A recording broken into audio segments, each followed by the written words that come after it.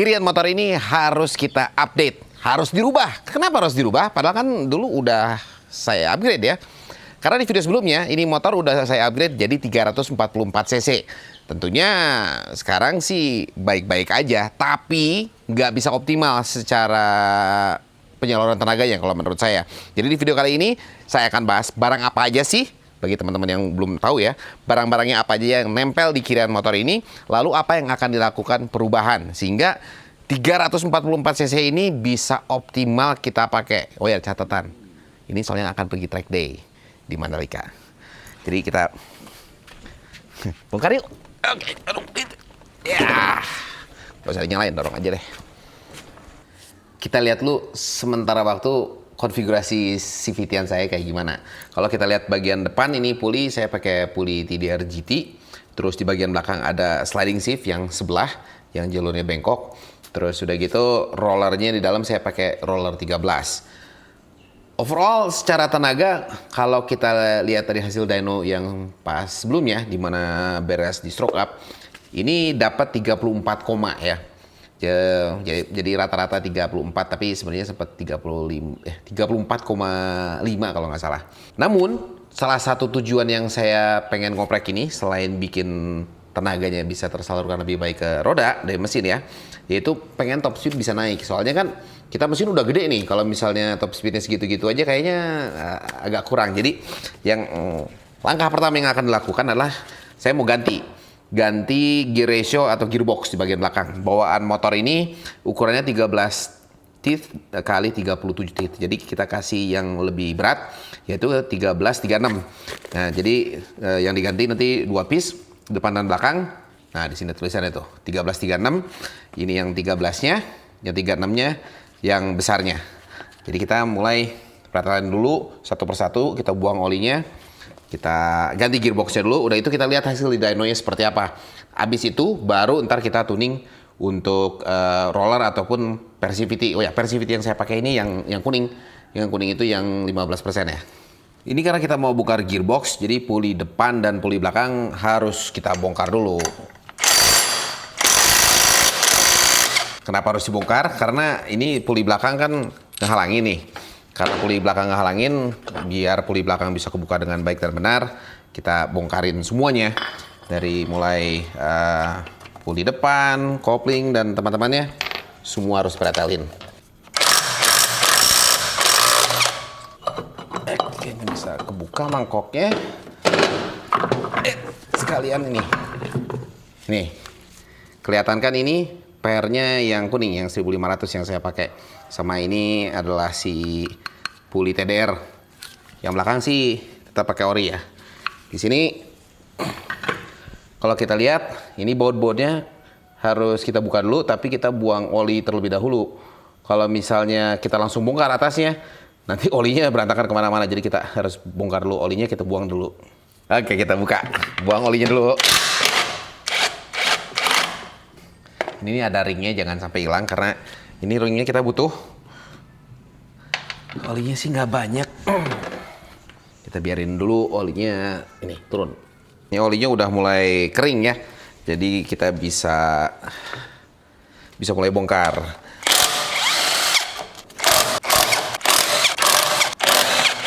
Ini pas kebuka, oli sih pasti ada aja yang tumpah dikit-dikit sih. Wow. Ya. Ini isinya seperti ini. Kalau misalnya baru awal-awal bongkar sih, ini oli pasti ada ya. Tapi ini packingnya biasanya bisa kita pakai lagi. Apalagi motor masih relatif muda ya, baru banget malah. Jadi ini 2 gear yang harus kita ganti. Nah, gear yang depan ini sama gear yang belakang ini. Jadi ini tinggal cabut aja sih. Cabut dulu. Oke. Ini yang ori itu dia 37 gigi. Nih, sekarang kita bersihin deh. Nah, ini bagian yang belakang. Oh ya, sama kalau misalnya di X-Max sering ada bunyi ngiung-ngiung. Ini biasanya bearing-bearing yang ini nih, total ada 1, 2, 3, ada 6 atau berapa gitu. Itu udah mulai kena biasanya penyakitnya di situ. Nah, ini kita lepas, kita ambil yang ini. Ini 13 juga. Nanti kita ganti. Kita ganti pakai yang punya TDR punya ini 1236. Nih yang utamanya. Dia plek langsung terpasang seperti ini. Kita tinggal balikin. Lalu yang bagian belakangnya, yang tadi kan ini 1336. Tinggal kita pasang. Intinya sih gitu aja. Nah, ini saya sengaja taruh tisu di sini tadi biar olinya nggak bleber kemana-mana. Oke, sekarang kita tinggal pasang lagi si rumahnya ya. Kita pasang lagi. Oke, sekarang ini udah kepasang. Tinggal pasti ini di bagian bawah sini dilap lagi biar pastiin nggak ada oli yang tumpah. Sekarang kita isi oli. Nah, setelah kita isi ya dirakit, isi oli. Jangan lupa ngisi oli karena kalau nggak ada oli ntar ambrol giginya. Ini kalau ngisi oli gearbox ya, kalau misalnya dibongkar seperti tadi itu kita harus ngisinya 230 ml.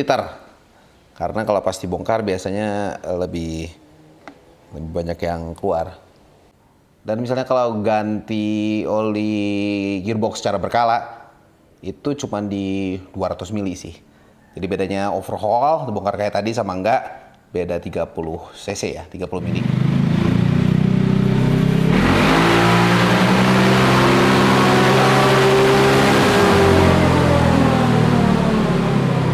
Wow, ini setelah kita narik beberapa tarikan, lebih dari 10 kali tarik kali ya. Kalau di awal-awal pas saya lihat tadi tarikan-tarikannya, jadi secara data nggak jauh berbeda sama yang pakai gear yang 37 ya, yang bawaan motor. Karena kita pakai 36 ini yang lebih berat. Tapi dari semua overall data yang saya ngambil yang terbaik dan valid ya. Ini kita dapat angka 34,7 untuk horsepower-nya dan engine torque di 26,3. Lalu pas saya cek ini di run 22. Ini data yang kemarin itu 34,5 dari data yang terbaik ya. Jadi 34,5 ini adalah sewaktu masih gear standar, 3,47 yang tadi.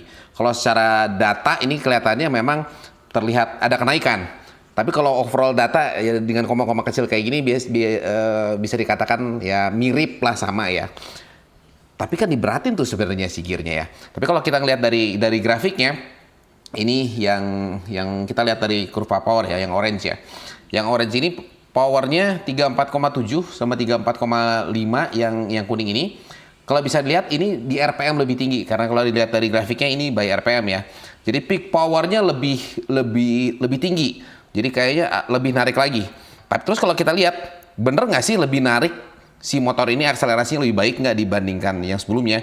Ini kita bisa lihat dari grafik yang bawah ini, di mana ini adalah percepatan terhadap engine RPM. Jadi kalau kita lihat di sini dari awalnya ini percepatan atau akselerasinya lebih baik yang gear 36.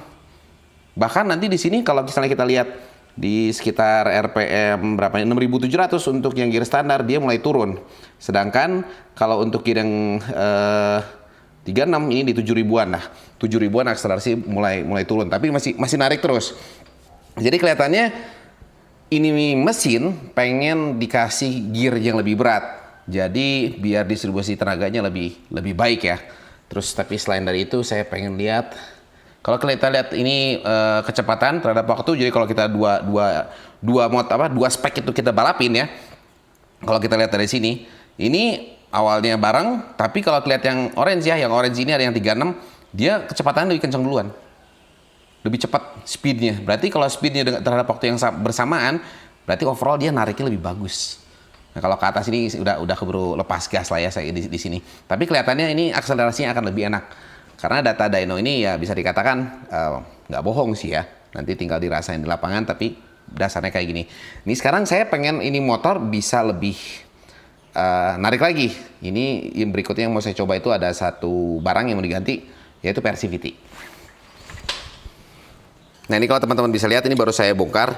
Jadi per bawaan ini yang warna kuning 15% TDR. Ya kalau istilahnya sering diomongin 1500 RPM ya. Tapi 15% sebenarnya. Jadi 15% lebih keras dibanding Persivity standar. Jadi saya nanti akan ganti pakai yang 20 dengan tujuan biar tarikan di bawahnya dapat. Meskipun ini gearnya berat, kalau kita pakai yang merah harusnya tarikannya lebih bagus. Jadi ini yang kuning kita ganti sama yang warna merah ya. Yang merah itu 20. Nah, yang 20 ini nih. Kita coba pasang ya. Kita lihat hasilnya kayak gimana. Jadi kalau misalnya lagi nyari settingan, jadi jangan, kita coba yuk ganti roller sama per sekalian gitu. Jangan, gantinya satu persatu. Kayak sekarang ini tadi kan gearbox sudah dibandingkan sama yang sebelumnya udah tahu hasilnya seperti apa. Nah sekarang saya mau ganti pernya aja dulu. Jadi biar ketahuan satu persatu apa pengaruh terhadap masing-masing barang. Makanya kadang-kadang udah punya racikan karena racikan yang kita dapetin itu atau yang saya dapetin dari hasil nyobain kayak begini. Kencengin. Oke. Rakit. Kita dyno lagi. Kita lihat dampaknya seperti apa pas kita ganti.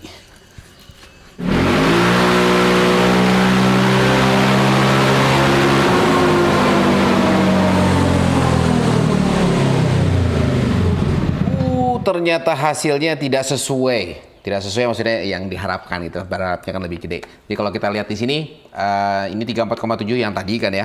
Yang saat kita ganti gearbox 1336. Cuman pas kita kasih per CVT yang 20, ini kita dapat cuma 32,8.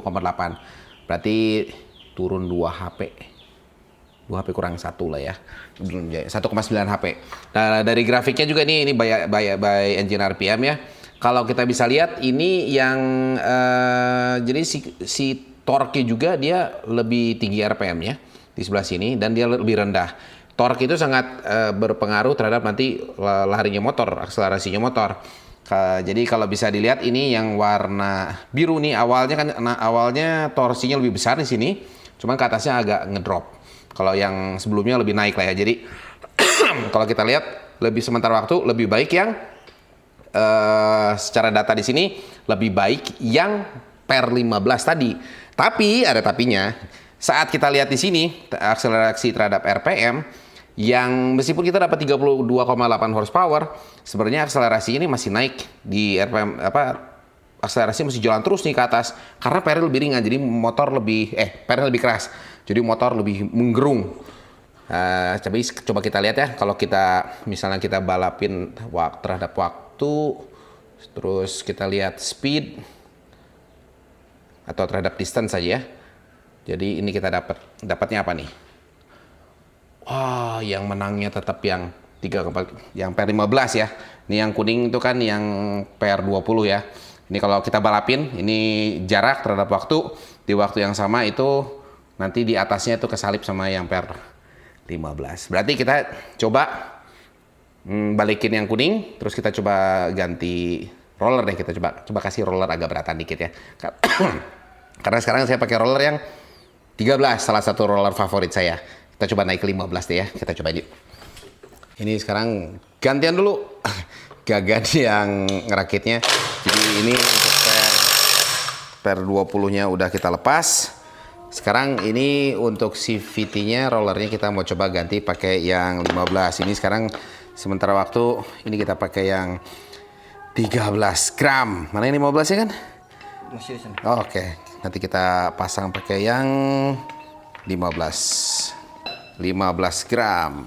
Oke, kita tes pakai 15 gimana hasilnya. Soalnya saya penasarannya karena sewaktu kita ganti gearbox yang lebih berat, ini tenaganya lebih keluar. Tapi pasti kita kasih yang warna merah ini yang 20%, hasilnya tidak sesuai yang saya inginkan. Tapi kalau siapa tahu kalau kita beratin dari roller, kita lihat hasilnya seperti apa. Oke kan, pasang lo kan. Habis itu kita langsung dyno lagi.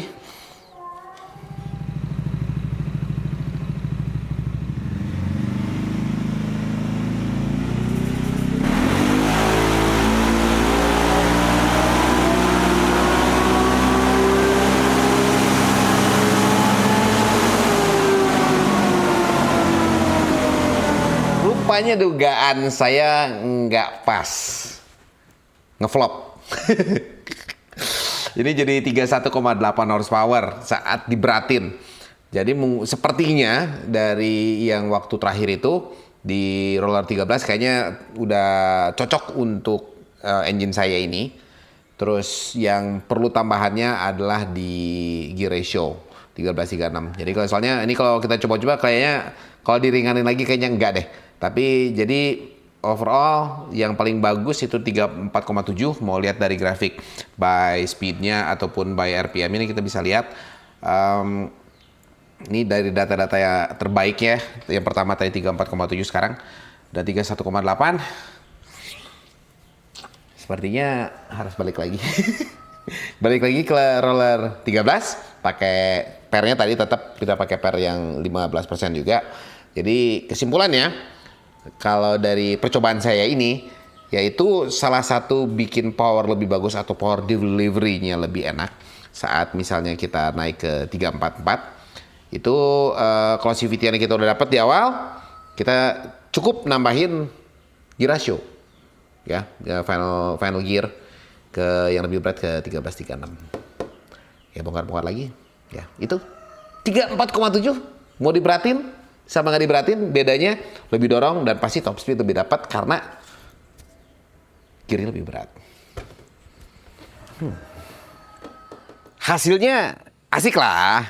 Jadi intinya kalau kita nanti atau misalnya teman-teman gitu yang ngoprek mesin dari standaran naik ke 300 atau ke 344, kirian harus ikut serta disesuaikan biar penyaluran tenaganya lebih optimal ke roda, lebih enak. Jadi harusnya ini motor hampir oke untuk dipakai track day. Pergi track day juga ini saya akan touring. Jadi bukan hanya digendong ke sana, cuman ini motor akan jalan pulang pergi sekian ribu kilo, berapa ya? Hampir 3.000 kiloan lah mungkin ya pulang pergi dan plus di track day. Jadi tungguin videonya, terus lihat update saya di Instagram dan lain sebagainya. Dan jangan lupa bagi teman-teman yang belum subscribe untuk info motor lainnya. Bye-bye. Gas kita track day.